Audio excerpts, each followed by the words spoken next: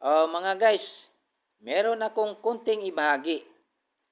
Ang mga magulang dapat irespeto. Sa pagrespeto, yan ay nagpapakita na mahal mo sila. Marami na ngayon, mga bata, mga anak, kulang ang kanilang respeto sa kanilang mga magulang. Meron iba dyan, wala ng respeto.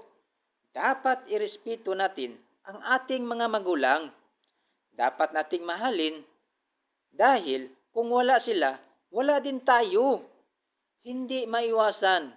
Dumating ang araw na mawala na sila sa mundong ito.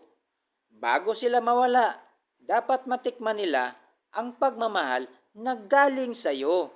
O ikaw, mahal mo ba ang magulang mo? O ano ang dapat mong gawin kung mahal mo sila?